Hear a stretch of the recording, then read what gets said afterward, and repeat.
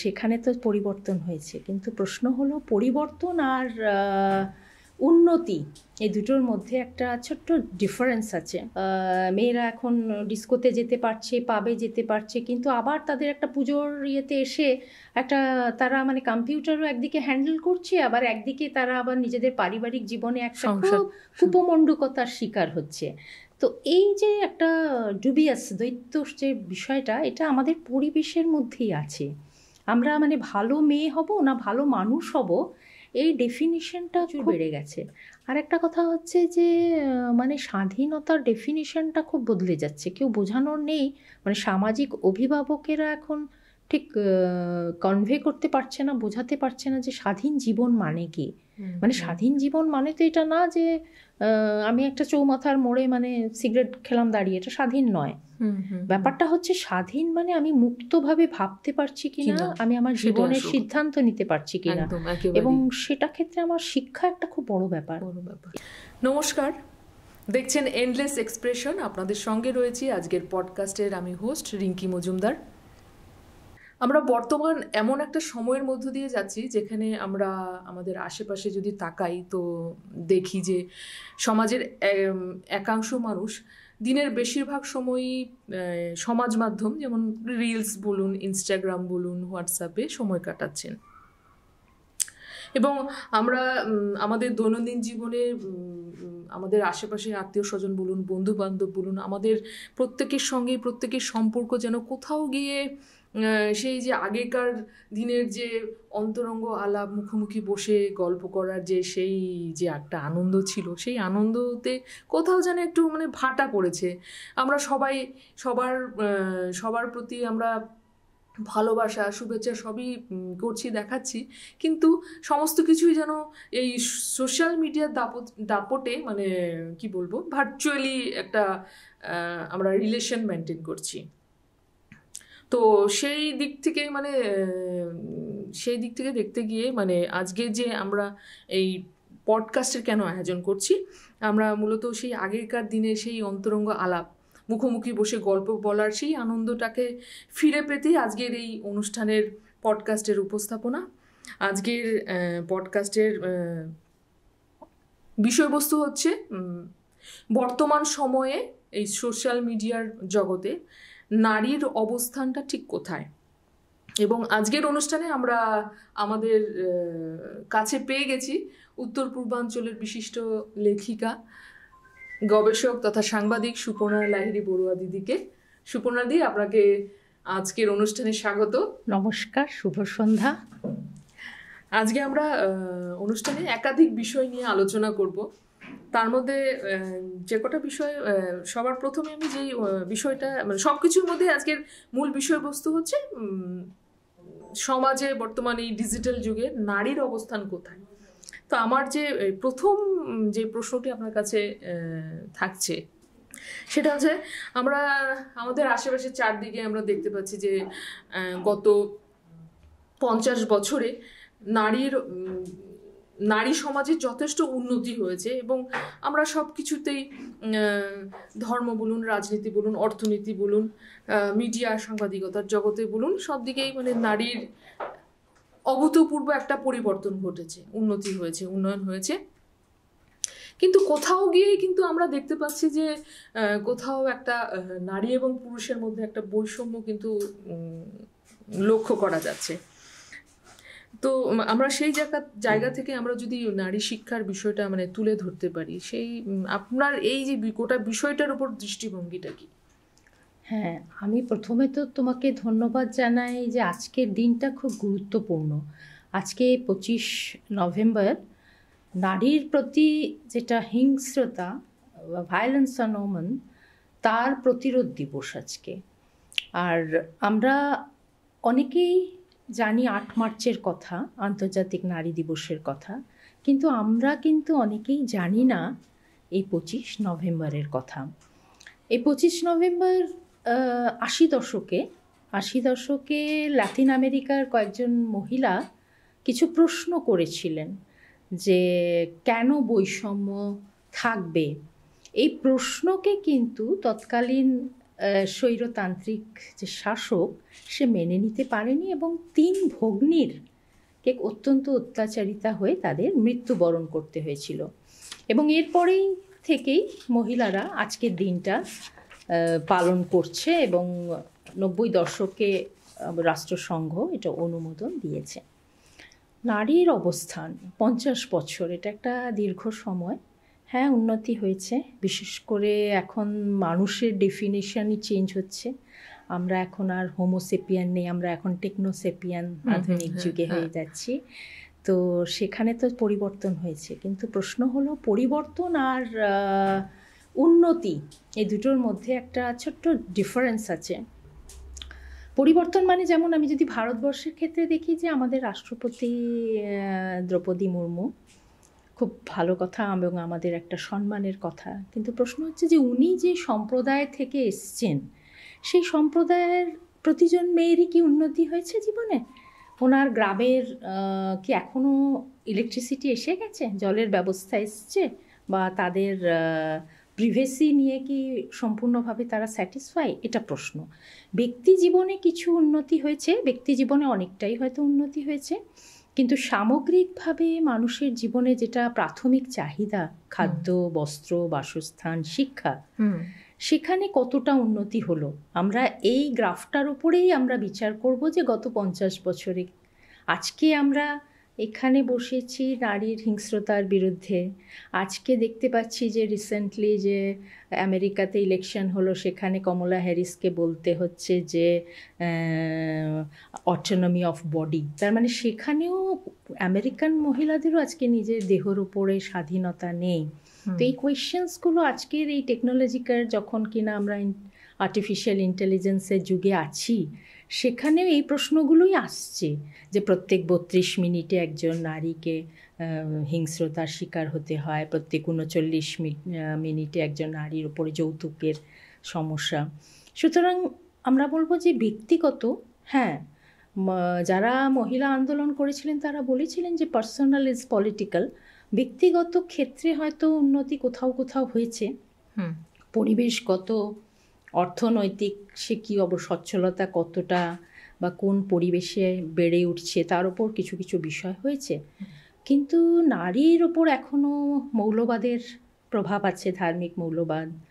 নারীর ওপর বিনিয়োগ বেশি হচ্ছে, নারীর উন্নয়নের স্লোগান দেওয়ার পরেও বিনিয়োগটা বেশি হচ্ছে, এবং দেখা যাচ্ছে যে শাসক শ্রেণী তার রাজনীতির সঙ্গে নারীর উন্নয়নের বিষয়টাকে খুব ভালো করে মেলাতে পারছে।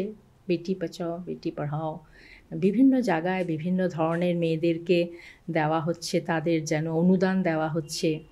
কিন্তু শ্রমের বাজারে মেয়েরা এখনও পিছিয়ে আছে, ওয়ার্ক প্লেসে মেয়েরা এখনও সিকিওর নয়, তাদের ওয়েজ ডিসক্রিমিনেশন আছে। হ্যাঁ, আমি এখানে একটু আপনাকে বলবো যে বলছি যে গলতটা কোথায়, কি করলে এই যে মানে নারী এবং পুরুষের মধ্যে যে এই যে কর্মক্ষেত্রে যে এটা বৈষম্য দেখা যাচ্ছে, বা রাজনীতিতে যে বৈষম্য দেখা যাচ্ছে, বা অর্থনৈতিক দিক থেকে যে বৈষম্য দেখা যাচ্ছে, এই সমাধান সূত্রটা আপনি কোথায়, কি মনে করেন? হ্যাঁ, সেটাই তো মানে খুঁজছি সমাধান সূত্রটা। তো ঠিক এটা মানে ওই রকম অ্যালজাব্রার একটা ইকুয়েশন নয়, আমি খুঁজছি।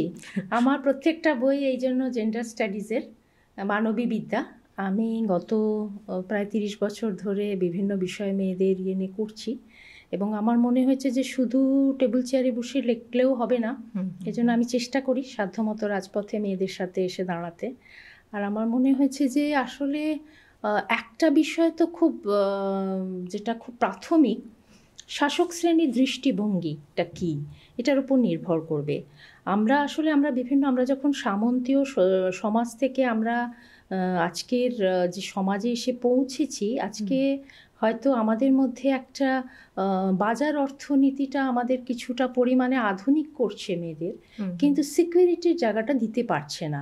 এটা এক ধরনের সেই ফিউডাল মাইন্ডসেট থেকেই গেছে, যে হয়তো সেই মানে মেয়েরা এখন ডিস্কোতে যেতে পারছে, পাবে যেতে পারছে, কিন্তু আবার তাদের একটা পুজোর ইয়েতে এসে একটা তারা মানে কম্পিউটারও একদিকে হ্যান্ডেল করছে, আবার একদিকে তারা আবার নিজেদের পারিবারিক জীবনে একটা খুব কুপমণ্ডুকতার শিকার হচ্ছে।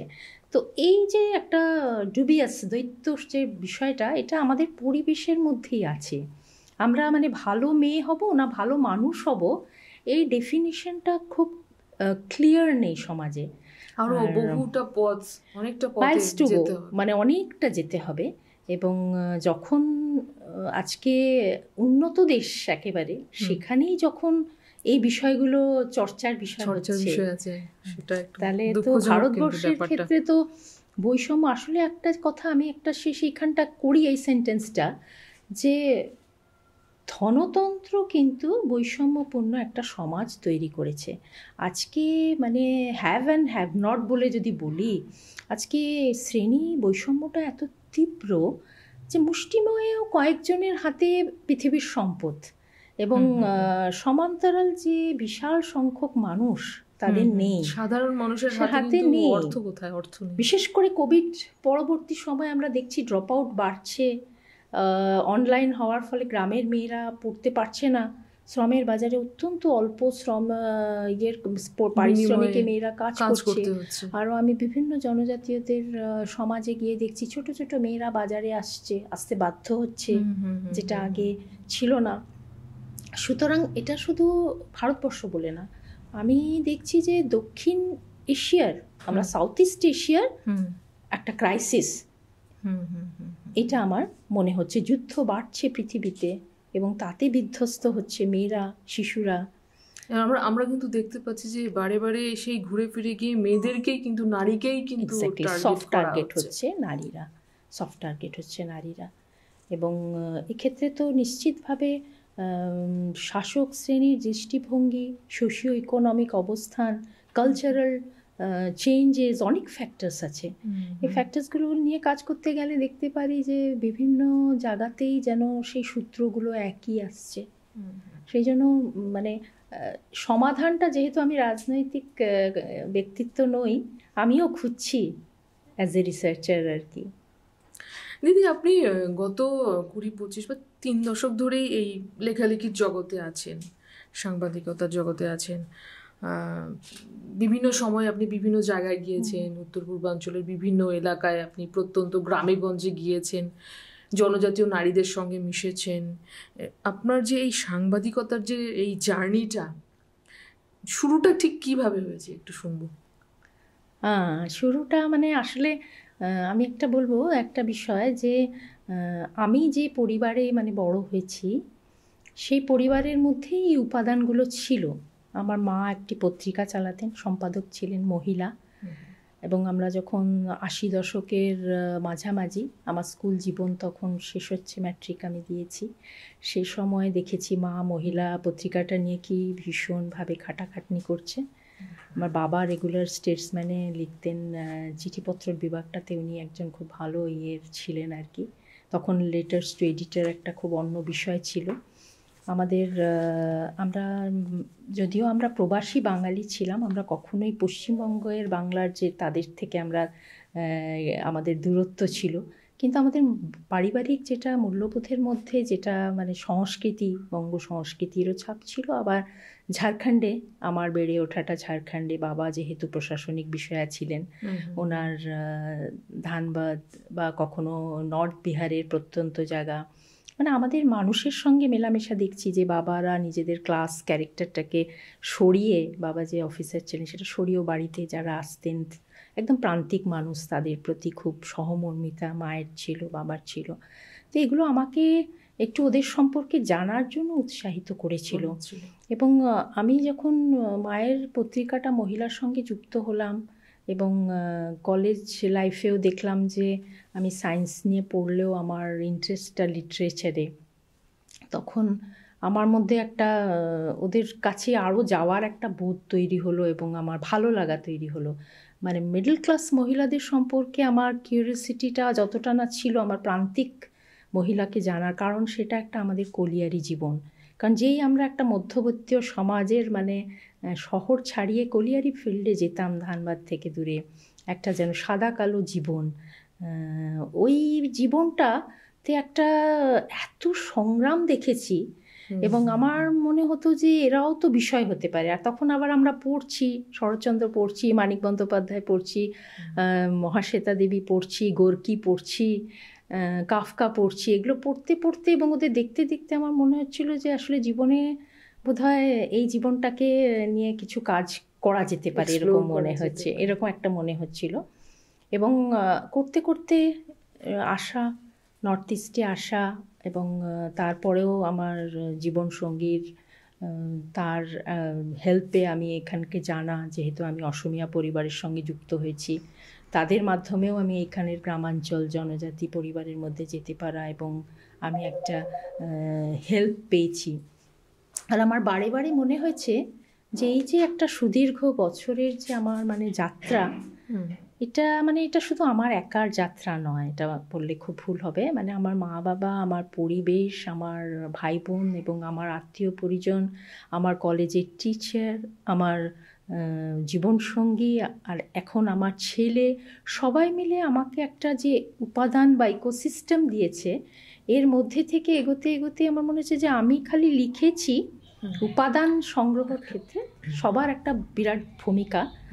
আর এই যে মানে একটা মানবী বিদ্যার যেটা কন্টিনিউয়াস যাত্রা, যেটা অনন্ত যাত্রা, তাতে হয়তো একটা বিন্দু পর্যন্ত এখন আছে।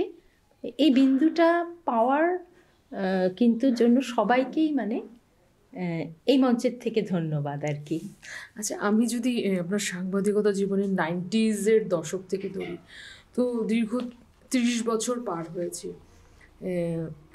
তো এই যে একটা সুদীর্ঘ সাংবাদিকতার যাত্রা আপনি অতিক্রম করেছেন, এবং আমরা কিন্তু দেখতে পাচ্ছি যে গত 20-25 বছরে একটা বিরাট একটা আর্থসামাজিক পরিবর্তন হয়েছে।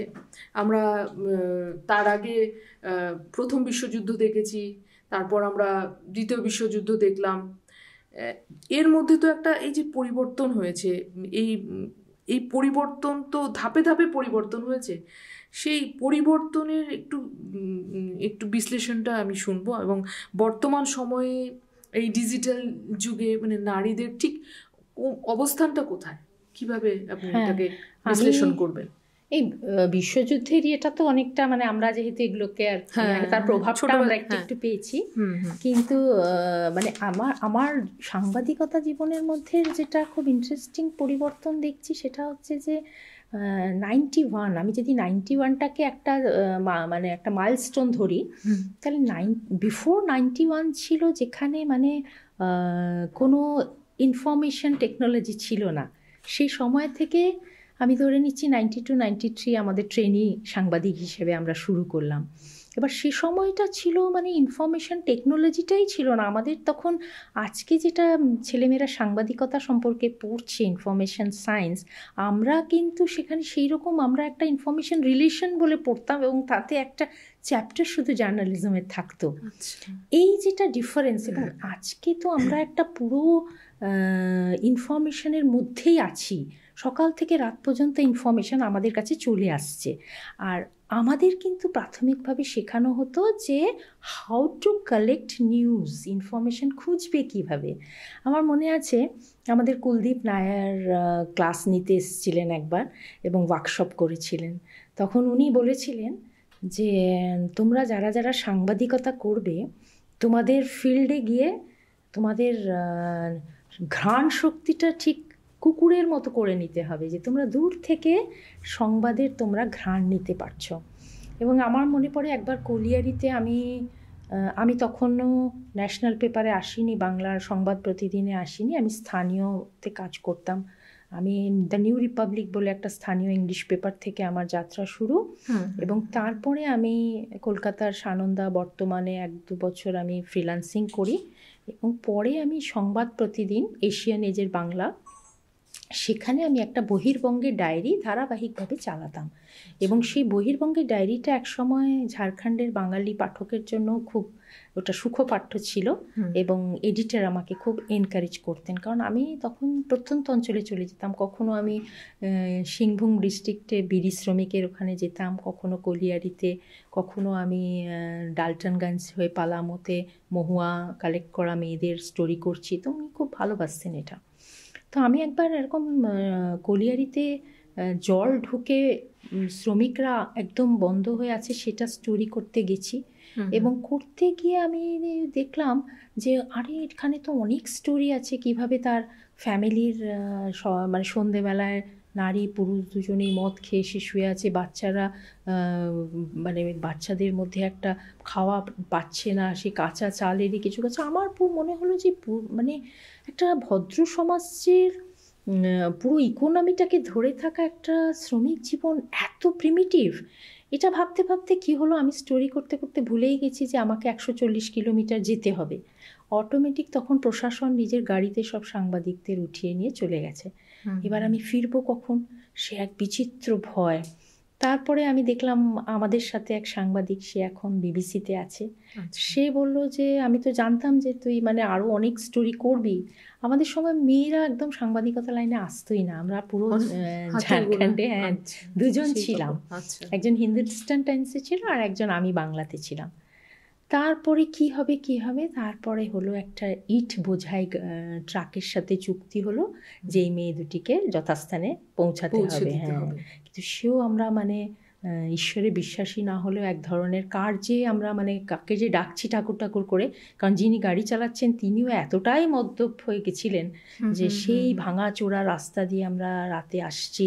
আর যখন দূরে ট্রাকটা নেমেছে, আমার মনে আছে আমার মা মানে অন্ধকারে দাঁড়িয়ে আছে, মা ছুটে এসছে, মা ভাবছে মেয়ে যখন গেল তখন বেশ ভালো করে জিপে পুলিশের জিপে। অবাক লাগে না কতটা মানে মানসিক ইচ্ছা শক্তি থাকলে মানে ওই তখনকার দিনে আজকে থেকে। হ্যাঁ, আর সময়টা বুঝবো মানে এমন একটা এখন যেখানে মেয়েদেরকে ঘর থেকে ঘরের দুয়ারের বাইরে বেরোতে গেলে মা বাবারা 10 বার ভাবতে হয়।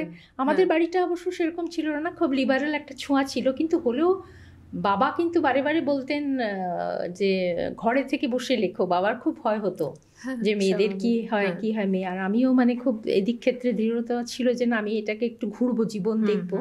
কিন্তু আমি এটা এই প্রসঙ্গে এই কথাটা বললাম যে তখন সংবাদ আনতে জীবন ঝুঁকি নিতে হতো।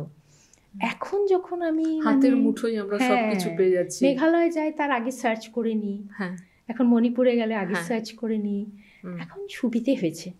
তো এই পরিবর্তনটা একটা খুব বিশাল পরিবর্তন। আচ্ছা, আপনি উত্তর পূর্বাঞ্চলে যদি এদিকটাই দেখি, আপনার কয়েকটা বেশ বই এই জনজাতীয় ট্রাইবাল নারীদের নিয়ে লেখা, আপনি মেঘালয়ে খাসি মহিলাদের নিয়ে বই লিখেছেন। আমি বইটা একটু পড়েছি, মণিপুরি মহিলাদের নিয়ে বই লিখেছেন, সেটাও আমি পড়েছি, আমার পড়া আছে বেশ কয়েকটা বই। আপনি যখন মণিপুরে গিয়েছেন এবং মেঘালয়ে গিয়েছেন, সেখানে আপনার বই লেখার ক্ষেত্রে তথ্য সংগ্রহ করতে গিয়ে আপনি কি মানে কেমন ধরনের প্রত্যাহ্বানের মুখোমুখি হয়েছেন একটু শুনবো। প্রথম তো আমি বলবো, আমি প্রথমে নর্থ ইস্টকে জানা এবং মানে অসমকে জানার ক্ষেত্রে আমি আবার বারে বারে বলতে চাই যে মানে আমার জীবনসঙ্গীর ভূমিকা খুব ভালো। ওনার যেটা নাম ভাস্কর বড়ুয়া, উনি আমাকে অনেক মানে কিভাবে জনজাতি সমাজকে দেখতে হয়, কিভাবে একটু প্রাথমিক হোমওয়ার্কটা করতে হয় প্রথম দিকে, কিন্তু একটু কয়েকটা বিষয় খুব হেল্প করেছিলেন। এবং এক এক ধরনের মানে একই ধরনের চ্যালেঞ্জ নেই, পুরো স্টেটগুলো আলাদা। কারণ উত্তর পূর্বাঞ্চল হচ্ছে একটা মানে মিউজিয়াম অফ ট্রাইবলস বলা হয়, অসংখ্য ট্রাইবস। এখানে যখন বড়োদের গ্রামে যাই এক ধরনের, রাভাদের গ্রামে গেলে এক ধরনের, যখন মণিপুরে, আর আমি যখন মণিপুরে প্রথম গিয়েছিলাম সেই যাত্রাটা আমার মণিপুরের সংগ্রাম ঘরে বাইরে মানে আমার ওই বইটাতে আছে যে আমি ফ্লাইটে যাইনি, আমি বাস রুটে গেছি। এবং আমি কিভাবে রাতের নাইট সুপারে মানে কিভাবে মিলিটারি মেয়েদেরকে, সেখানে কোনো নারী ছিল না, পুরুষ মিলিটারিরাই নামাচ্ছে, এবং সেখানে আমি কিভাবে প্রতিবাদ করেছিলাম বাসে। এবং অনেকেই আমাকে বলছিলেন, আমার মনে পড়ে এক বাঙালি ভদ্রলোকও ছিলেন, উনি ডিমাপুর থেকে, উনি বলেছিলেন আপনি বলবেন না এই অন্ধকারে যদি আপনাকে নামিয়ে এখন মেরে ফেলে আপনি কি করবেন। কারণ আমি বলেছিলাম যে কোথায় মহিলা মিলিটারি, কোথায় যারা সার্চ করছে। তো সেসব ভয় নিয়েই গেছিলাম। আর মণিপুরে তো সেই ইরাম শর্মিলার স্ট্রাগলটা দেখতে গিয়ে মানে আমার মনে হয়েছিল যে আমি মানে এটা কোথায়, সেই চিত্রাঙ্গদার দেশ, রবীন্দ্রনাথ তো চিত্রাঙ্গদার দেশ, উনি ওখানে চিত্রাঙ্গদা লিখেছেন।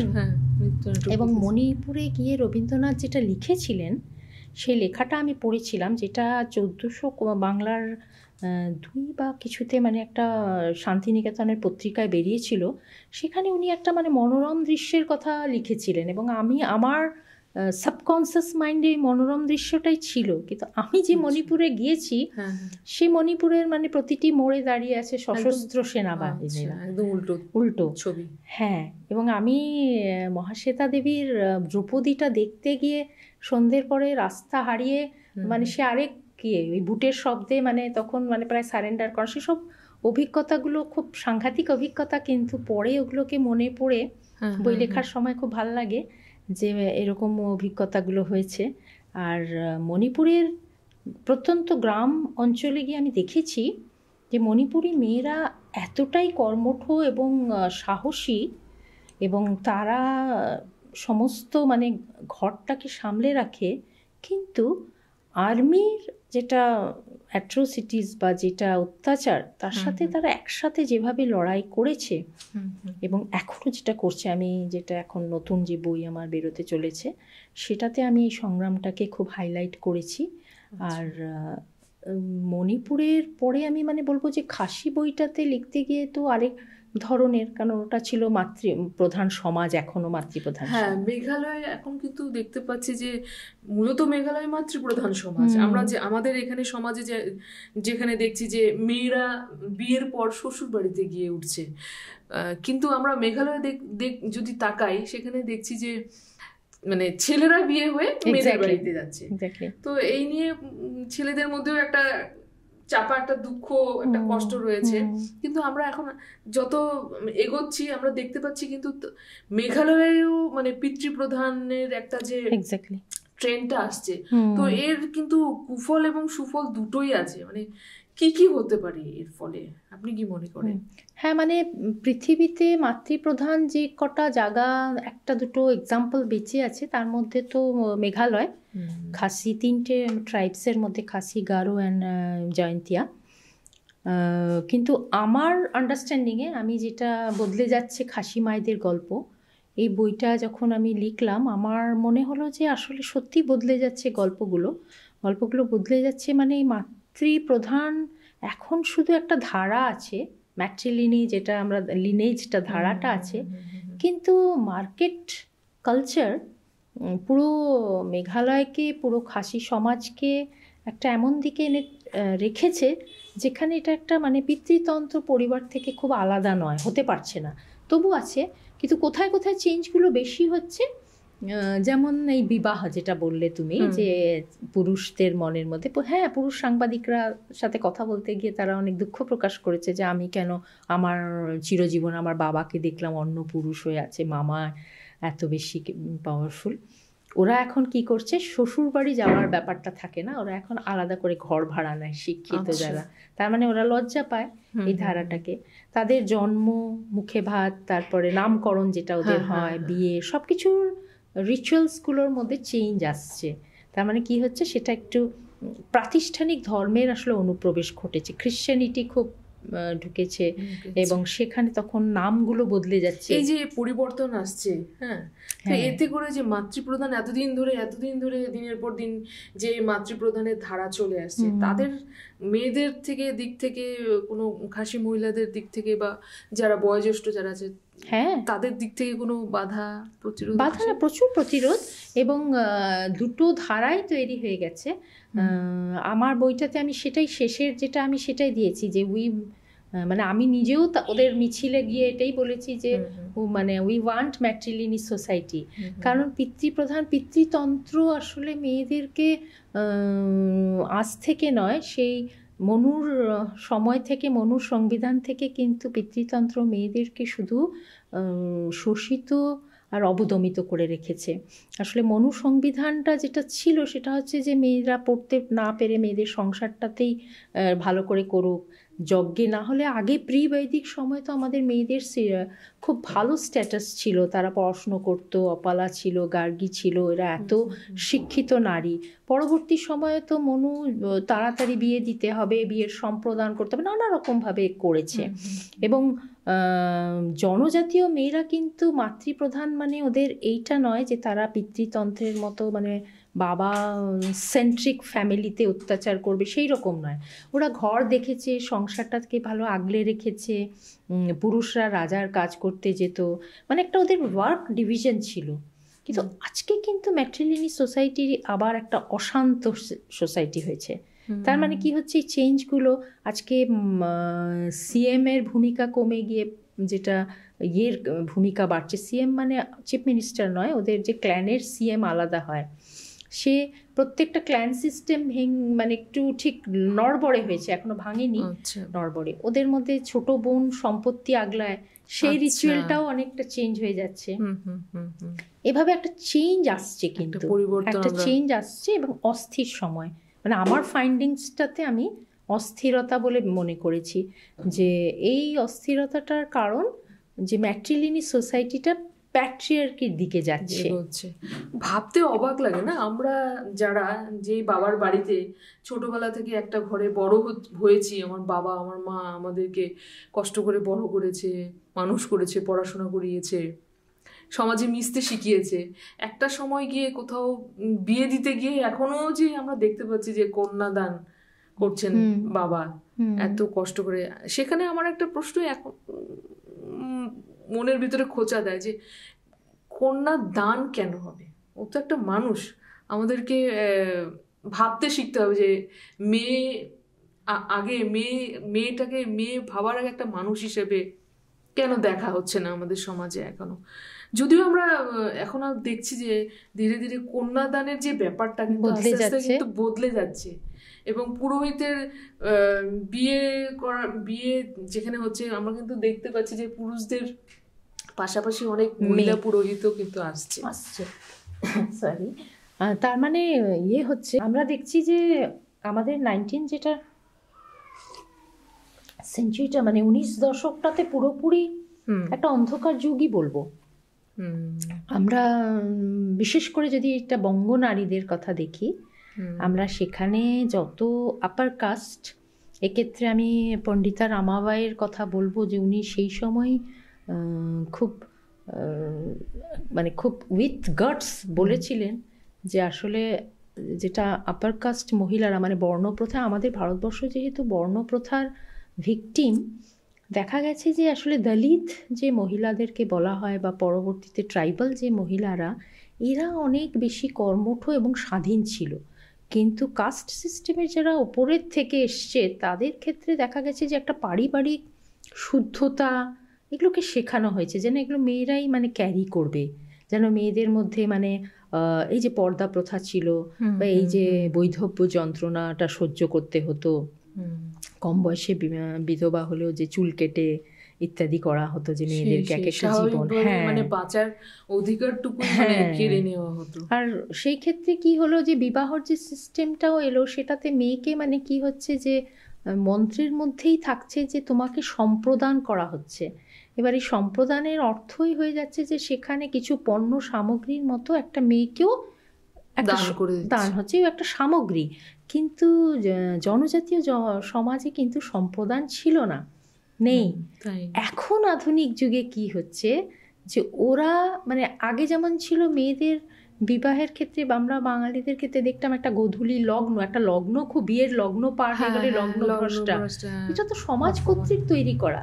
তো জনজাতীয় মেয়েরা বলতো যে আবার বিয়ের লগ্ন কি, একটা দিন তো এটা একটা সামাজিক উৎসব। আসলে আমাদের বিয়েটা যখন সামাজিক উৎসব থেকে ধার্মিক উৎসব হয়ে যেতে লাগলো, ধর্মীয় উৎসব, তখন এই বিয়ের লগ্ন, তারপরে সম্প্রদান, তারপরে যে পাকা দেখা, কয়েকটা খুব যেন একপক্ষীয়ভাবে বিষয় হয়ে উঠলো, যেখানে মেয়েরা ঠিক কর্তৃত্ব দিতে পারছে না সম্পর্ক তৈরির ক্ষেত্রে। তাকে যেন, কারণ এটার কারণও হলো যে মধ্যবিত্ত সমাজে তখন মেয়েদেরকে দেখা হতো মানে অনেকটা বার্ডেন, মানে বোঝার মতো। কিন্তু জনজাতীয় জীবনে কিন্তু মেয়েরা কখনোই বার্ডেন না, ঠিক opposite, they are asset of the family.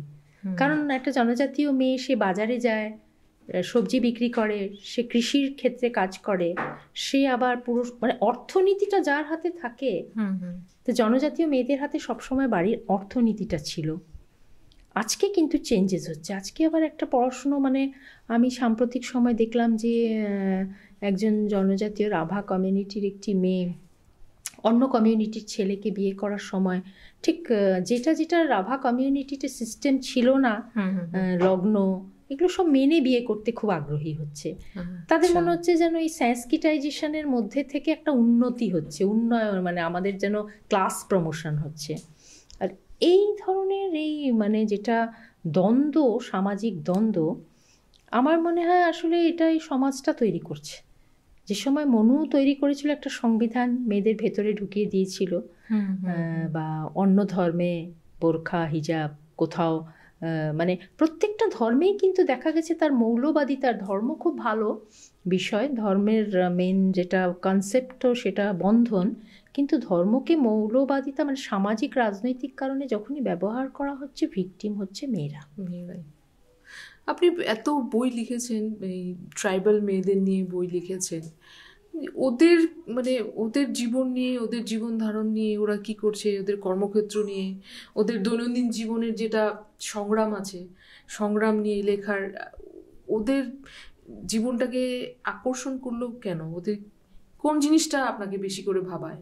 হ্যাঁ, আমার এটাই, আমি যেটা বলছিলাম যে আমার এটা শুরুটা তো ওই কিউরিওসিটিটা যেটা আমি ঝাড়খণ্ডে কলিয়ারিতে পেয়েছিলাম, মানে প্রান্তিক জীবন, সেইটা খুঁজতে গিয়ে মানে আমার মনে হয়েছিল যে মধ্যবিত্ত সেট আপটা, যেহেতু আমি নিজে মধ্যবিত্ত সেট আপের একজন ছিলাম, আমার মনে হয়েছিল যে এই সেট আপটাতে মানে অনেকটা নিয়ম নিষেধ মানামানি, একটা ডেকোরাম যেটা ছিল, সেই ডেকোরামটার একটা ডিফারেন্স দেখতে পেয়েছিলাম আমি, মানে প্রান্তিক জীবনের মানুষদের মধ্যে, যে ওদের মধ্যে এই ইয়েটা নেই, ডেকোরামটা নেই, অথচ এরা সবাই খাটছে।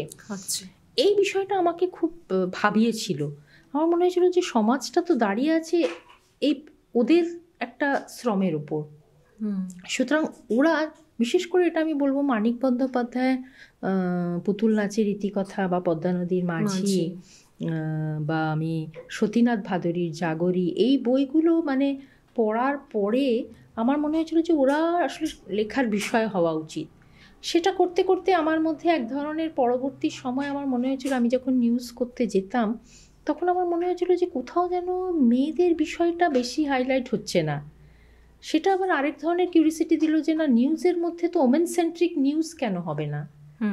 আর জনজাতীয় মেয়েদের জানার ইচ্ছেটা সেখান থেকেই তার বীজটা প্রথিত হয়েছিল। পরবর্তী সময় আমার মনে হলো যে মানুষের একটা ক্ষেত্র বেছে নেওয়ার প্রয়োজন।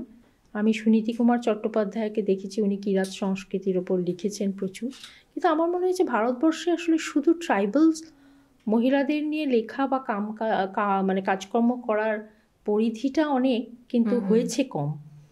এই কিউরিওসিটি থেকে আমি নিজের ফ্রেমটা করলাম যে আমি মানে মানবী বিদ্যার ক্ষেত্রে আমি ট্রাইবালস মহিলাকে আমার বিষয় রাখবো। এবং এইটার থেকে আমি বলবো যে অনেক লেটলি হলো এখন একটু মানে একটু রেকগনিশনের, মানে যেমন রিসেন্টলি আমার ডাইনি হত্যার এই বইটা মুর্শিদাবাদের একটা মাস্টার্সের কোর্স ক্যারিকুলামে আসছে, এটা অলরেডি তারা নিয়েছে আর কি লাইব্রেরিতে, এবং সুভাষ বোস লাইব্রেরির ইয়েতে যারা মেয়েরা মানে পড়ছে তাদের মুর্শিদাবাদের এক জায়গায়, মালদার এক জায়গায়, এরকম কয়েকটা জায়গা থেকে ইনফরমেশন যখন অফিসিয়াল পাই যে মানে এই বইগুলোকে আমরা রেফারেন্সে রাখছি, তখন আমার মনে হচ্ছে যে তাহলে বোধহয় একদম মানে কিছু করিনি এটা নয়, মানে এটা এখন খুব সাম্প্রতিক চিন্তার মধ্যে। ডাইনির হত্যা কথার প্রসঙ্গটা উঠতে গিয়ে আমার একটা কথা মাথায় এলো যে এখনও কিন্তু অসম বলুন বা দেশের বিভিন্ন রাজ্যে প্রত্যন্ত গ্রামে গঞ্জে কিন্তু জনজাতীয় ট্রাইবেল মেয়েরাই কিন্তু বারে বারে ভিকটিম হচ্ছে, এবং হয়তো প্রত্যেকটা মিনিটে অত্যাচার ধর্ষণের শিকার হচ্ছে, সেগুলো হয়তো খবরেও আসছে না। এবং আমরা কোথাও গিয়ে দেখতে পাচ্ছি যে কোথাও ডাইনি হত্যার যে শুধু মেয়েরাই ভিকটিম হচ্ছে না, পুরুষরাও এর হচ্ছে ভিকটিম হচ্ছে। সেই দিকটাকে মানে সেখানে এই সমাধান সূত্রটা আপনি কিভাবে মানে বিশ্লেষণ করবেন?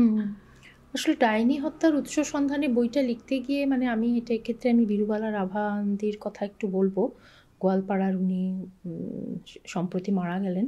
উনি অনেক কাজ করেছিলেন এবং উনি আমাকে সাহায্য করেছিলেন রাভা কমিউনিটির মধ্যে কিভাবে ডাইনি হত্যা বিষয়টা। এছাড়া আমি দিল্লিতে সেমিনার একটা অ্যাটেন্ড করেছিলাম এবং দিল্লিতে একটা সর্বভারতীয় পর্যায়ের একটা বুকলেট বেরিয়েছিল যে কিভাবে বিভিন্ন জায়গায়, আসলে ডাইনি হত্যাটা মূলতই কিন্তু মানে আমরা যেটা শুনেছিলাম যে আসলে মানে যেটা সহমরণের ব্যাপার, সতী হত্যার যেটা ছিল, সেটা আপার কাস্ট মেয়েদের মধ্যে মানে বঙ্গ সমাজে ছিল, সেটাও এক ধরনের সম্পত্তি নিয়ে নেওয়ার একটা চক্রান্ত ছিল, যে মহিলাই যেন খুব ইচ্ছুক পুরুষের সঙ্গে নিজের মানে আমার স্বামী মারা গেছে তাহলে আমার আর জীবনটা কি হবে, কিন্তু তার নেপথ্যে থাকতো তার বিশাল প্রপার্টি।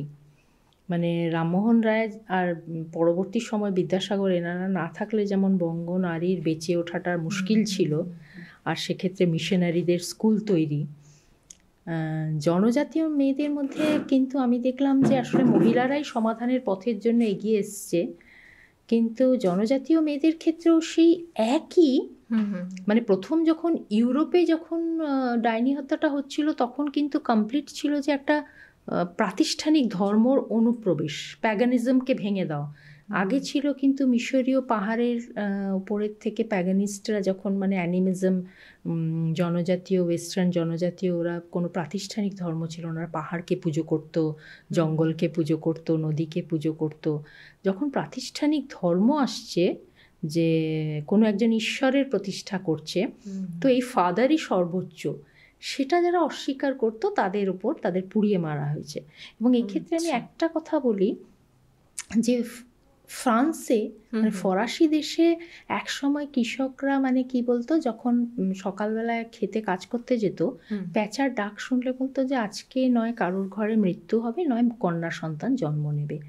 অর্থাৎ এতটা তারা কন্যা সন্তান সম্পর্কে একটা নেতিবাচক ভাব ছিল। সেই ফরাসিতেই কিন্তু মাত্র 14 বছরে জন অফ আর্ক একজন কৃষকের সন্তান হয়ে মেয়েটি বলেছিল যে আমাদের এখানে মানে ইউরোপিয়ান যে মানুষ আছে ইংরেজকে তাড়াতে হবে এবং লড়তে হবে, একা লড়েছিলেন। এবং পরবর্তীতে ইউরোপিয়ানরা তাকে মেরে ফেলে, জ্বালিয়ে মারে। এবং বোধহয় জন অফ আর্কই পৃথিবীতে বোধহয় প্রথম ডাইনি হত্যা বলে আমি লিখেছি আমার বইয়ে, যে তাকে আমি এটা ডাইনি হত্যাই বলবো। কারণ এই জন্য বলবো যে মেয়েরা সচেতনভাবে প্রতিবাদ করতে যাচ্ছে, আজকেও যদি একটা ফাইন্ডিংস দেখা যায় তাহলে তুমি দেখবে যে যেই মেয়েরা একটু স্বাধীন চেতা, যেই মেয়েরা মানে কোনো গ্রামের ওঝার কাছে সারেন্ডার করছে না, বা যারা কেউ চাইছে যে পরকীয়া একটা হোক কিন্তু মেয়েটা বাধা দিচ্ছে, এবং যার হাজবেন্ড নেই সে সামলাবে কি করে পুরো প্রপার্টিটা, ওঝা সম্প্রদায় বিভিন্নভাবে কি করছে একজন মহিলাকে উত্তক্ত করছে, এবং যখন পারছে না তখন তাকেই আবার ক্যারেক্টারলেস প্রমাণ করে কি করছে ডাইন।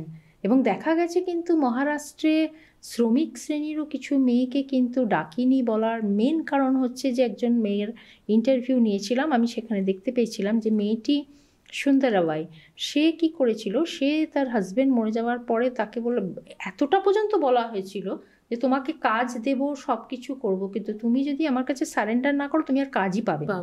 এবং সেই মেয়েটি যখন অন্য জায়গায় শ্রমিক হয়ে চলে যেতে চেয়েছিল তাকে মানে ডাইনি একটা স্ট্যাম্প অপবাদ দেওয়ার।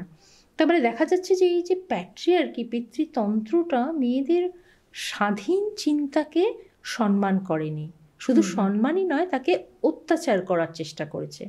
এবং আজও আমি বলবো ক্ষমতায়ন মানে মেয়েরা যদি একটু অধিকারও পেয়েছে, কিন্তু স্বাধীন তাদের যেটা মানে ওপিনিয়ন্স, ভিউজ, সেটা হয়তো তুই চুপচাপ থাক এরকম একটা মানে যেন অভিভাবকরা যেন বাড়ির পুরুষই কথা বলবে, মহিলা যদি বলে যে না এটাই হবে, এটা হয়নি, তখন যে কোনো কারণেই হোক যেভাবে হোক দমিয়ে দেওয়া হয়। যে মেয়ে একটু স্বাধীন চেতা হয় তার একটা পাত্র খোঁজার মানে একটা কাজ শুরু হয়। এবং জনজাতি জীবনে এটা এখন শুরু হচ্ছে, আগে ছিল না, এটা এখন শুরু হচ্ছে। এর মধ্যে অনেক ফ্যাক্টরস হচ্ছে। একটা খুব বড় ফ্যাক্টরস আমার মনে হয় প্রকৃতির সঙ্গে যুক্ত থাকা, যে ট্রাইবাল সমাজ উন্নয়নের যে একটা এজেন্ডা তৈরি হয়েছে, স্পেশাল ইকোনমিক জোন তৈরি হচ্ছে বিভিন্ন, সেই উন্নয়নের এজেন্ডায় কিন্তু এই মেয়েদেরকে প্রকৃতি থেকে বিচ্ছিন্ন হয়ে যেতে হচ্ছে। সুপর্ণিতা, আমরা আরও এদিকে চলে আসি, মানে আধুনিক ইয়েতে চলে আসছি। গত 3-4 মাস আগে আগস্টেই কলকাতায় যে আরজি করের ঘটনা হলো, সেখানে একটা কর্মরত নার্সকে নৃশংসভাবে হত্যা করা হলো, এবং সেই ঘটনা কিন্তু একটা প্রতিবাদের ঢেউ আমরা গোটা দেশেই দেখতে পেয়েছি। হ্যাঁ, তো এই যে এই প্রতিবাদগুলো যে বিভিন্ন জায়গায় বিভিন্ন সময়ে মেয়েরা প্রত্যন্ত জায়গায় বিভিন্নভাবে অত্যাচারের শিকার হচ্ছে, আঞ্চলিকভাবে প্রতিবাদের ঢেউ উঠছে, কিন্তু এই প্রতিবাদগুলো কিন্তু আমরা কিন্তু দেখতে পাচ্ছি না যে সর্বভারতীয়ভাবে প্রতিবাদটা উঠছে। খামতিটা কোথায়? কেন সর্বভারতীয়ভাবে সাংগঠনিকভাবে প্রতিবাদটা উঠে আসছে না? কারণ তার কয়েকটাই কারণ আছে। আরজি করের মেডিকেল পড়া এই ছাত্রী, যিনি এমই করতে মানে যেটা এমবিবিএস এর পরে উনি মাস্টার্স করতে যাওয়া অত্যন্ত ব্রিলিয়েন্ট ছাত্রী ছিল, তার ঘটনায় যেটা মানে হয়েছে, এটার জন্য তো সত্যি মানে স্যালুট জানাতে হয় কলকাতার মেয়েকে। এটা যাই পলিটিক্যাল কালার যাই হোক পরে এটাকে জানাতে হয়।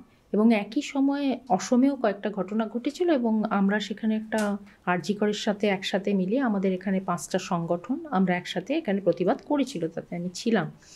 কিন্তু এটার একটা কিন্তু আরজি করের ঘটনার পরে কিন্তু ভারতবর্ষের 60টা মহিলা সংগঠন সিগনেচার এবং জুমের মাধ্যমে প্রোটেস্ট করেছিল।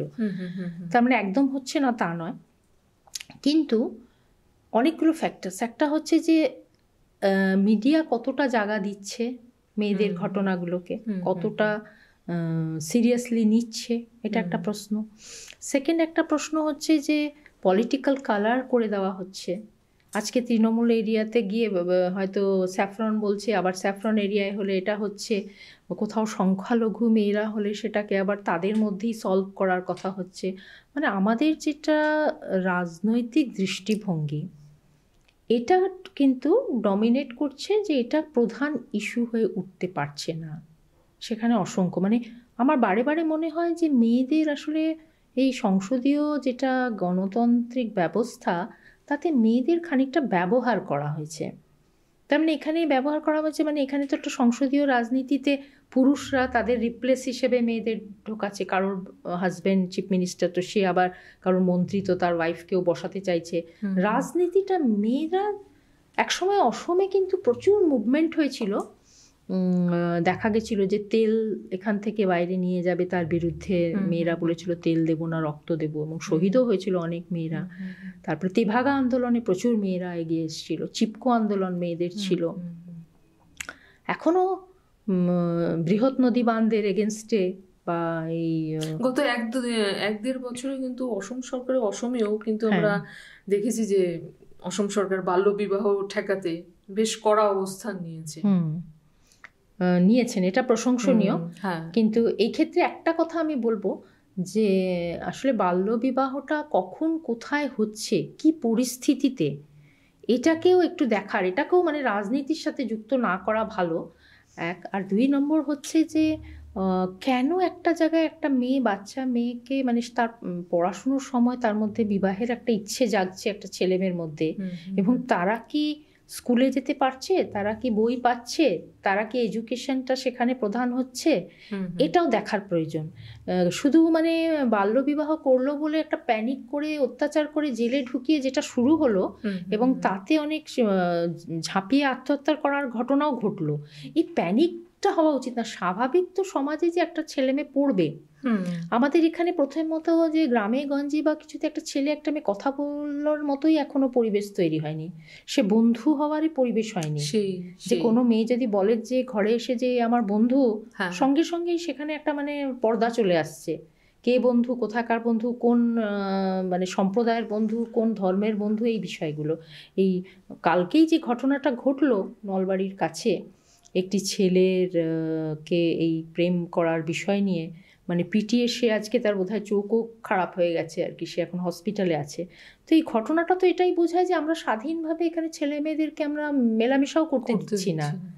তার দুটো হচ্ছে, একটা তো হচ্ছে আজকে ঘটনা ঘটছে, আজকে পাব ডিস্কোতে মেয়েরা অবাধে যাচ্ছে, এটা হচ্ছে যেন সে ছাড়া গরু হয়ে যাচ্ছে, তোমরা আমাকে বেঁধে রাখছো।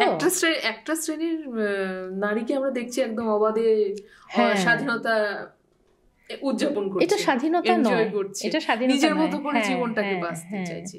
কিন্তু গ্রাসরুট লেভেলে আমরা যদি দেখি, সেখানে কিন্তু অভাব বলুন বা যে কোনো কারণেই হোক, ওরা ছোটবেলাতেই মানে ভালো করে যে স্ট্রাকচারটা, পরিবেশটা পাচ্ছে না, শিক্ষার পরিবেশ পাচ্ছে না। হয়তো অভাবের কারণেই মা বাবারা মেয়েকে বিয়ে দিয়ে দিচ্ছে। হ্যাঁ, এটা তো একটা খুব বড় কারণ। কারণ আমরা দেখলাম যে কোভিডের পরবর্তী সময়ে ড্রপ আউট ভীষণ বেড়ে গেছে মেয়েদের মধ্যে। ওভারঅল বেড়েছে, কিন্তু মেয়েদের মধ্যেই প্রচুর বেড়ে গেছে। আর একটা কথা হচ্ছে যে মানে স্বাধীনতার ডেফিনিশনটা খুব বদলে যাচ্ছে, কেউ বোঝানোর নেই। মানে সামাজিক অভিভাবকেরা এখন ঠিক কনভে করতে পারছে না, বোঝাতে পারছে না যে স্বাধীন জীবন মানে কি। মানে স্বাধীন জীবন মানে তো এটা না যে আমি একটা চৌমাথার মোড়ে মানে সিগারেট খেলাম দাঁড়িয়ে, এটা স্বাধীন নয়।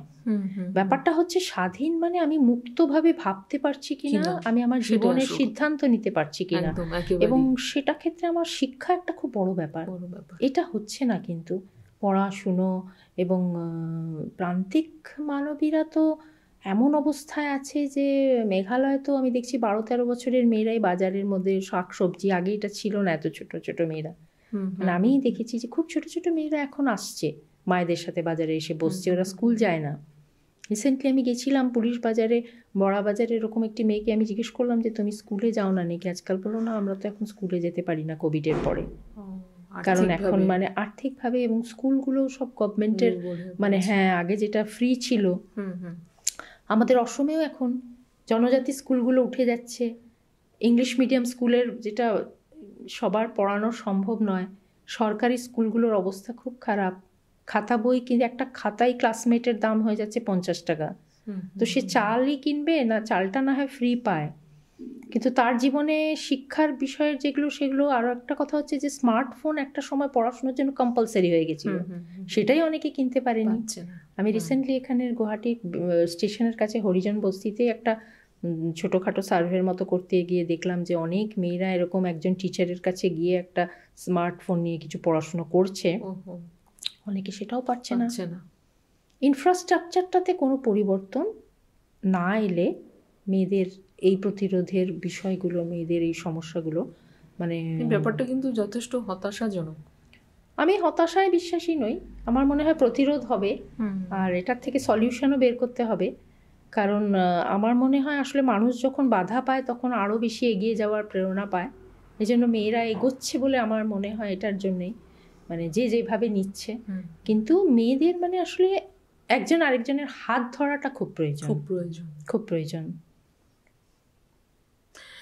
বলছি যে আজকে যে অনুষ্ঠানে বর্তমান রিসেন্টলি 8-10 দিনে যে মণিপুরের যে অবস্থাটা দেখছি, সেই প্রসঙ্গটা না ওঠালে কিন্তু আজকের অনুষ্ঠানটা, পডকাস্টটা আমাদের অসম্পূর্ণই থেকে যাবে। গত কয়েকদিনে যে আমরা আবার দেখছি যে মণিপুরে যে গৃহযুদ্ধ আবার ফের চাড়া দিয়ে উঠেছে, কুকি এবং মেইতেদের মধ্যে সংঘর্ষ পাচ্ছে। 6 জনের মৃতদেহ আমরা দেখলাম, টিভি মানে খবরে দেখছি যে পেয়েছে।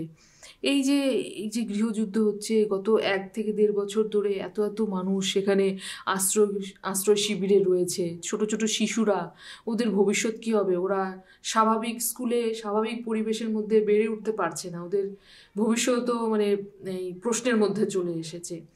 এই যে এই গৃহযুদ্ধ, এর সমাধান সূত্রটা ঠিক কোথায়? আপনি এটাকে কিভাবে বিশ্লেষণ করবেন? হ্যাঁ, এটা আমি বলবো, মানে আমি তোমার এই অনুষ্ঠানের মধ্যে দিয়ে আমি মেয়েদের অনুরোধ জানাবো যে আমার আগামী সপ্তাহে যে বইটা আসছে, অগ্নিতপ্ত মণিপুর, সমাধানের মানে যেটা সম্প্রীতির সন্ধানে ইমারা, কলকাতার 21 শতক যেটা প্রকাশ করছে এই গ্রন্থমেলায়, আমি এই বইটা করতে গিয়ে মানে আমার মনে হয়েছে যে আসলে যেটা এখন মানে ধনতান্ত্রিক ব্যবস্থার যেটা উন্নয়নের যে ছক, এটা মানুষকে গৃহহীন করে ফেলছে। কারণ মানুষের কি হচ্ছে যে বহুজাতিক কোম্পানিগুলোর হাতে অনেক মাটি চলে যাচ্ছে, এবং সেই অঞ্চলগুলোতে কি হচ্ছে মানুষের মানে আমরা দেখলাম যে একটা যুদ্ধের পরিবেশ তৈরি হচ্ছে। কারণ আমরা যখন দেখছি যে রোহিঙ্গা, এত লক্ষ লক্ষ রোহিঙ্গা মহিলা একটা মিয়ানমার থেকে চলে যাচ্ছে বাংলাদেশে, গণধর্ষণ হচ্ছে, যেটা আমরা মুক্তিযুদ্ধের সময়ও দেখেছিলাম। আমরা সাম্প্রতিককালে দেখছি রাশিয়া এবং ইউক্রেনের যুদ্ধে মেয়েরা, মানে সর্বত্র যুদ্ধে ফার্স্ট ভিকটিম মেয়েরা হচ্ছে। মেয়েদের সেটা যুদ্ধই হোক, গোষ্ঠীদ্বন্দ্বই হোক, গৃহযুদ্ধই হোক, মানে আজকে যেন রাষ্ট্রের মুখামুখি মেয়েরা দাঁড়িয়ে আছে। কারণ মেয়েরা কি হচ্ছে, দুভাবে শোষিত হচ্ছে।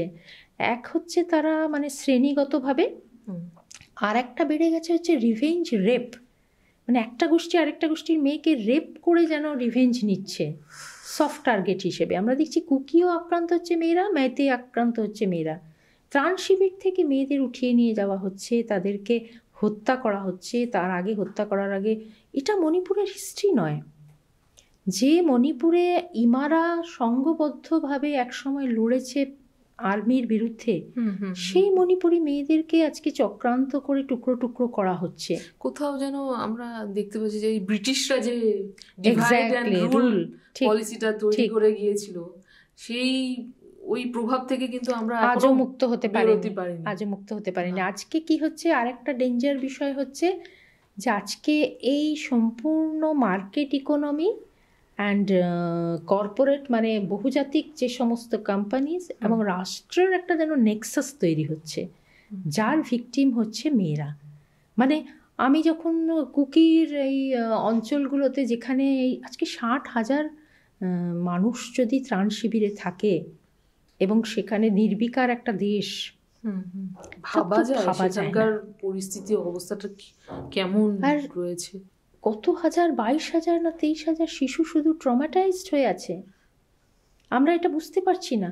আমরা এখানে শিশু দিবসে শুধু রং পেন্সিল দিয়ে আঁকাচ্ছি বাচ্চাদের, আর ওখানে শিশুরা কি হচ্ছে, ওখানে শিশুরা মানবাধিকার লঙ্ঘন হচ্ছে, একদম মানবাধিকার লঙ্ঘন হচ্ছে। এবং এক্ষেত্রে যারা দেশের অভিভাবক তারা আসছেন না অঞ্চলগুলোতে, মূলত তারা বিদেশের যুদ্ধ নিরাময়ের মানে অ্যান্টিবায়োটিক খুঁজছেন। কিন্তু আমার দেশে যে আমার বাড়ির কাছে আমার প্রতিবেশীরা যে আক্রান্ত, একটি কুকি ছেলে, একটা অনুষ্ঠানে আমি গিয়েছিলাম, একটি কুকি ছেলে, তার চোখ ছলছল করছে। সে যখন বলছে যে আমরা জানি তোমরা আমাদের কেউ নও, তখন আমাদের সবার অডিয়েন্সেরই চোখে জল আসে যে সত্যি কি আমরা ওদের হতে পারছি? আমরা পাচ্ছি না। আমরা শুধু গৃহযুদ্ধ, গোষ্ঠীদ্বন্দ্ব বলে রেখে দিচ্ছি। কিন্তু কেন হচ্ছে? ওদের মাটিটা কাটছে কারা? ওখানে উন্নয়নের নামে আজকে একটা স্বাধীন স্বাবলম্বী কমিউনিটিকে আবার অবলা করে দেওয়ার কি দরকার? যে তোমাদের ত্রাণ শিবিরে নিয়ে আসছি। ওরা তো কর্মঠই ছিল, আর ওরা তো কখনো নিজেদের কুকি বা মেয়েতে বলে জানতো না। আজকে কেন হঠাৎ একটা মানে রাজনীতির একটা প্রবল আধিপত্যবাদের শিকারে আজকে এদের টুকরো টুকরো করা হলো? মণিপুরের অবস্থা খুব খারাপ, এবং আমার মনে হয় যে মণিপুরের উপর কন্টিনিউয়াসলি মানে একটা প্রোগ্রাম হওয়া উচিত, মেয়েদের করা উচিত। এবং আমার যখন বই বেরিয়ে যাবে আমি আশা করব যে তোমার এই মঞ্চ থেকেই সেই সৌভাগ্য যদি আমি সারা ভারতবর্ষেই আমার ইচ্ছা আছে একটা ভয়েস অ্যারাইজ করার, কলকাতা, দিল্লি, সব জায়গাতেই। কারণ আমার নিজের মনে হয় যে আজকে মণিপুর আজকে কিন্তু আফ্রিকার এই সেই সব সাবঅল্টার্ন দেশগুলোর মতো হয়ে যাচ্ছে, যেখানে নিজেদের মধ্যে কাটাকাটি মারামারি করে শেষ হয়ে যাবে। এবং তার একটা বড় কারণ কিন্তু প্রাকৃতিক সম্পদ লুণ্ঠনের চক্রান্ত। সেই জন্য আমরা যে যতটা নিজের জায়গা থেকে মানে ভয়েস অ্যারাইজ করতে পারবো, এবং একটা আমাদের এত কাছের একটা রাজ্যকে আমরা যদি 7 বোন বলা হতো এবং আজকে অষ্টলক্ষ্মী বলা হচ্ছে, এবং সেখানে একটা স্টেট ভার্চুয়ালি মানে মারা যাচ্ছে, এই স্টেটটার জন্য যদি আমরা মানে একটু ভাবি, একটু করি, তাহলে আমার মনে হয় অন্তত নিজের কাছে আমরা আর কি একটু পরিষ্কার থাকবো। আমরা আশা করছি খুব শীঘ্রই মণিপুরের স্বাভাবিক পরিবেশ ফিরে আসবে। এবং আজকে আমরা অনুষ্ঠানের একেবারে শেষের পর্যায়ে চলে এসেছি। আজকে পডকাস্ট শেষ করার আগে কয়েকটা প্রশ্ন আপনাকে করব। আপনি কর্মক্ষেত্রে এতদিন ধরে এই লেখালেখির জগতে আছেন, আপনার সেরা মুহূর্ত কি? সেরা মুহূর্ত তো আমার শুধু কর্মক্ষেত্রই নয়, আমার ছোট ছোট অনেক মুহূর্ত আছে। আমার যখন প্রথম মানে এখানে আসা, আমার জীবনসঙ্গী আমাকে যখন হাত ধরে একটা জায়গার সাথে ইন্ট্রোডিউস করাচ্ছে, আমার পারিবারিক জীবনে আমি একজন মা, আমার ছেলের ন্যাশনাল প্লেয়ার, ও যখন ট্রফি আনে, সেগুলো আমার খুব ছোট ছোট ভালো মুহূর্ত, খুব ভালো লাগে, এনজয় করি। আবার নিজের লেখার মুহূর্ত কিন্তু আমার মনে হয় মানে আমি একদম নিজের লেখা নিয়ে স্যাটিসফাই হই না। আমার সবসময় ভেতরে একটা মনে হয় যেন আমি যা বোঝাতে চাইছি বোঝাতে পারছি না। কিন্তু আমি যখন ম্যানুস্ক্রিপ্ট পাঠাই এবং কোনো প্রকাশক যখন বলে না আপনি ভালোই লিখেছেন, এটা ছাপবো, তখন আমার মনে হয় যেটা আনন্দের মুহূর্ত, তাহলে বোধ হয় এরকম মনে হয় আর কি। বেশ, আপনি বই পড়তে ভালোবাসেন। আপনার ছোটবেলা থেকে পড়া বইয়ের মধ্যে সেরা সাহিত্যিক কার বই পড়তে বেশি ভালো লাগে? সেটাও একজনের বলতে পারবো না। আমার বই পড়তে এবং সঙ্গে একটা গান বাজা, এরকম আমার ছবি দেখা, নাটক, এগুলো সবই ভাল লাগে। কিন্তু বই পড়ার মধ্যে মানে বেশ কয়েকজন ছোটবেলা থেকে আমাকে প্রভাবিত করেছে। তার মধ্যে কি বলে, আমি খুব একটা রাবীন্দ্রিক স্বভাবের ছিলাম না। পরবর্তীতে রবীন্দ্রনাথের আমার নন ফিকশনস খুব আমাকে আকর্ষণ করে আর কি। কিন্তু আমি বাইরের যেমন গোর্কি পড়ে খুব ভালো লেগেছিল, খুব ছোটো বয়সে গোর্কি পড়তাম। তারপরে মানিক বন্দ্যোপাধ্যায়, শরৎচন্দ্র। আর ছোটো থেকে আমি একটু ম্যাচিওর টাইপের ছিলাম, এই জন্য দেশের যেগুলো শীর্ষেন্দু মুখোপাধ্যায় আমার মনে আছে, এই ধারাবাহিক তখন লিখছিলেন যাও পাখি ইত্যাদি, ওগুলোকে খুব ছোটো বয়সেই পড়তাম, বকুনি খেতাম বাড়িতে। আর মহাশ্বেতা দেবী খুব ভালো লাগা, প্লাস মানে এখন অরুন্ধতী রায় খুব ভাল লাগে। এবং অসমীয়া সাহিত্যেরও আমি বলবো এক্ষেত্রে যে হোমেন বরগোহাঁই, নিরুপমাদি এবং মামনি রায়শ্যাম গোস্বামী ভাল লাগে। হিন্দিতে আমার প্রেমচাঁদ ভাল লাগতো। একটা বলে নয়, আমার অজস্র এক একটা সময় এক একটা মানসিকতায় পড়লে মনে হয় যখন সমাজের রিফ্লেকশন দেখি তখন মানে খুব ভাল লেগে যায় আর কি। কারোর ভাষা ভাল লাগে, কারোর প্লট ভাল লাগে, কারোর কন্টেন্ট, কারোর ফর্ম সেভাবে ভাল লাগে। দর্শকরা, আমরা আজকের অনুষ্ঠানে একদম শেষ পর্যায়ে চলে এসেছি এবং সুপর্ণাদি, আজকের এই পডকাস্ট শেষ করার আগে একটা শেষ প্রশ্ন হচ্ছে, জীবন দেবতা যদি আপনাকে আপনার পুরো জীবনটাকে আবার দ্বিতীয়বার একদম শূন্য থেকে যদি বাঁচার সুযোগ দেয়, তাহলে আপনি কিভাবে জীবনটাকে গোছাতে চাইবেন? প্রথমত তো আমি মানে দ্বিতীয় জন্ম সম্পর্কে আমার কোনো আগ্রহ নেই এবং এটা আমি বিশ্বাস করি না। সেকেন্ডলি হচ্ছে যে হ্যাঁ, আমি মানে আর কিছুদিন পরেই হয়তো সিনিয়র সিটিজেন হব, এখন একটু টাইম আছে। তো আমার মনে হয় আরও আমার কাজ করার ইচ্ছে আছে, যদিও শারীরিকভাবে বিভিন্ন রোগ বাসা বাঁধে নিচে তা নয়। তবে আমি কিন্তু সবসময়ই মানে যদি আবার নতুন জীবন পাই বা আরও আগামী দিন বা সব ক্ষেত্রেই আমি আমার একটাই প্যাশন, যেটা আমার ভালো লাগা, সেটা হচ্ছে যে আমি আরও লিখতে চাই এবং আরও বেশি বেশি করে মানে আমি যখন বাংলাদেশ গেছিলাম এবং আমার মনে হয় যেন আমি আরও বিভিন্ন প্রান্তে গিয়ে একটা কম্পারেটিভ স্টাডি করে যদি আমি আরও লিখি, মানে আমি এই মেয়েদের জন্যই লিখতে চাই, সে এক জন্ম হোক বারে বারে জন্ম হোক, ভালো সাংবাদিক ভালো লেখক মেয়েদের জন্যই কিন্তু হতে চাই। সুপর্ণাদি, আজকের অনুষ্ঠানে আমার ডাকে সাড়া দেওয়ার জন্য আপনাকে অনেক অনেক অনেক ধন্যবাদ। দর্শকরা, আশা করছি আপনাদের আজকের এই পডকাস্টটি আপনাদের খুব ভালো লাগলো এবং আগামী এপিসোডে আরও অন্য অন্য সাবজেক্ট নিয়ে আপনাদের সামনে আসব। ততক্ষণ অবধি আপনারা ভালো থাকবেন, সুস্থ থাকবেন। খুব শীঘ্রই দেখা যাচ্ছে আমাদের পরবর্তী একটা এপিসোডে। নমস্কার। তোমাকেও আমি এই মঞ্চ থেকে ধন্যবাদ জানাই যে একটা এত সুন্দর পরিকল্পনা তুমি করেছো এবং তোমার মাধ্যমেই আমি পুরো অডিয়েন্সদেরকেও বলবো যে আসলে তোমার এই অনুষ্ঠানগুলো যাতে ধারাবাহিকভাবে দেখে, কারণ আমার বিশ্বাস তুমি প্রত্যেকটা এপিসোডেই নতুন নতুন কিছু নিশ্চয়ই দেবে। ধন্যবাদ। একদম চেষ্টা করবো সুপর্ণাদি। ধন্যবাদ।